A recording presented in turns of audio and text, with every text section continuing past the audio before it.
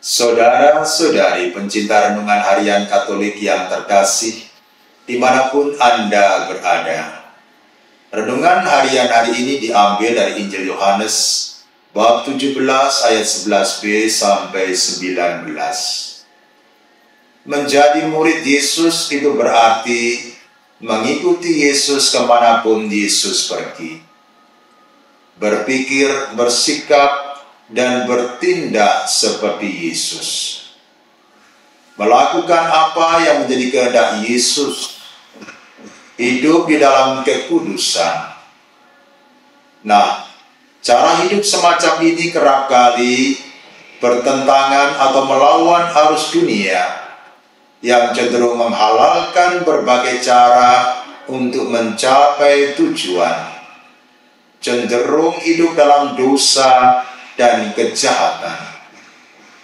Hal ini yang membuat kehadiran para murid di tengah mereka dianggap sebagai duri dalam daging yang harus dienyahkan atau diasingkan.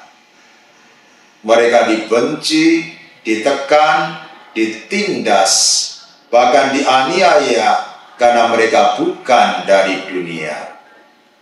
Artinya hidup mereka berbeda dengan dunia dan cenderung melawan arus dunia. Penderitaan yang dialami oleh para murid itu disadari benar oleh Yesus. Karena itulah Yesus berdoa kepada Bapanya. Tetapi menarik bahwa di dalam doanya Yesus tidak meminta mereka supaya diambil dari dunia atau dijauhkan dari semua kesulitan, penderitaan, dan aniaya. Tetapi justru meminta supaya Bapa melindungi mereka dari yang jahat. Mengapa Yesus sepertinya membiarkan mereka mengalami semuanya itu? Jawabannya tidak lain karena Yesus ingin mendidik dan mendewasakan para muridnya. Penderitaan dan kesulitan itu akan membuat para murid berjuang untuk mengatasi kesulitan mereka, untuk bersabar, berharap, dan mengandalkan diri mereka pada Tuhan. Dengan demikian, mereka menjadi semakin tangguh dan mampu menghadapi kesulitan dan tantangan yang lebih berat. Dan memang dengan menanggung kesulitan dan penderitaan dengan tabah, para murid semakin didewasakan dalam iman, harapan, dan kasih akan Tuhan. Saudara-saudariku yang dikasihi Tuhan, kita pun tak jarang mengalami kesulitan, penderitaan, tantangan, kesepian, dan sakit seperti yang dialami oleh para murid. Nah, pada saat itu kita berteriak pada Tuhan dan memohon supaya Tuhan membebaskan atau melepaskan dari penderitaan yang kita alami. Tetapi seringkali Tuhan tidak langsung mengabulkan doa kita. Kita dibiarkan oleh Tuhan mengalami penderitaan, kesulitan, dan kesepian.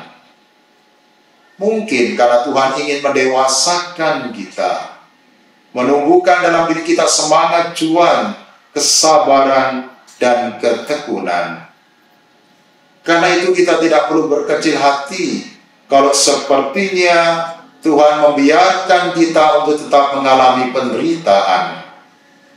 Lebih baik kita meminta supaya Tuhan memberi kita kekuatan dan ketabahan untuk menanggung penderitaan tersebut dan menjauhkan kita dari yang jahat.